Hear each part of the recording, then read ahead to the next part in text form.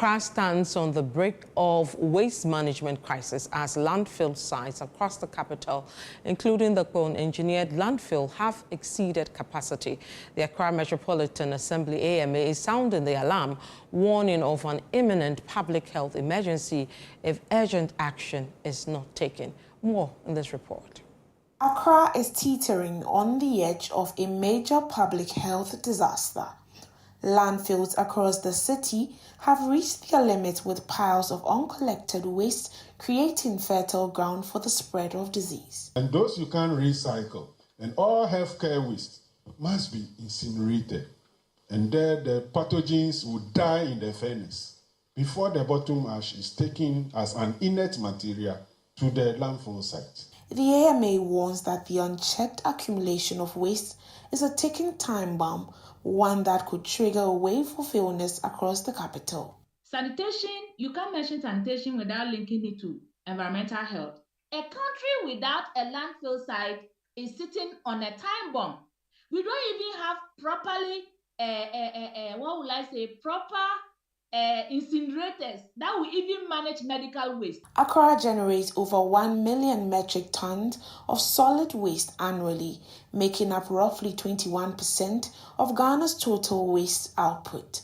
On average, each individual produces 0.70 kilogram of waste daily, while shops contribute around 1.32 kilogram per day. Now, over 50% of this waste is generated from organic materials, while 16% is generated from plastics, with 6% and smaller proportions generated from inert materials. This is the engineered landfill site. What you see on the surface is only a fraction of the waste buried below. Other dumping grounds across the city lack proper engineering and oversight.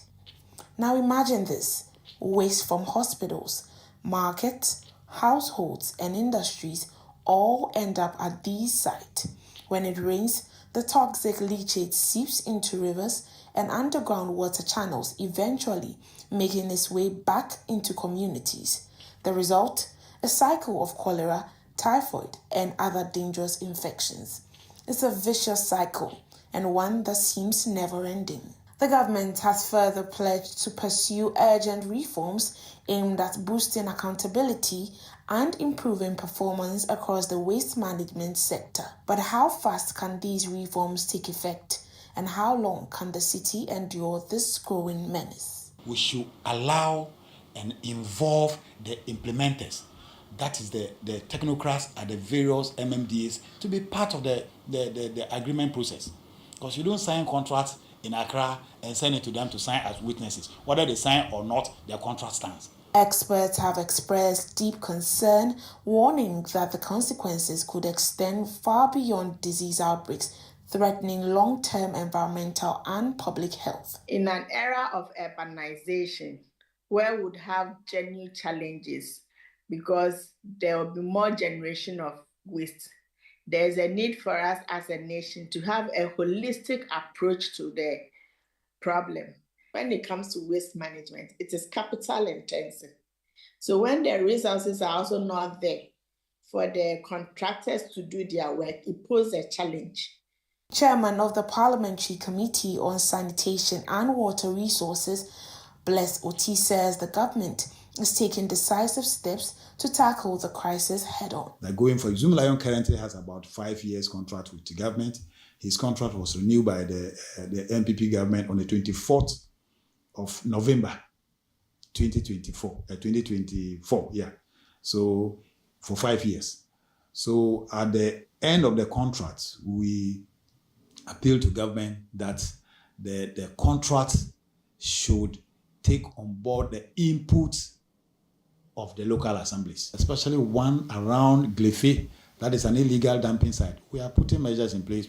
We are going to be meeting with the various stakeholders so that within this shop, before the end of this year, that refuse will be cleared from there, because they have to assign a service provider to quickly clear it. The deteriorating state of sanitation in the capital cannot be overemphasized. However, citizens are holding the government to their promises.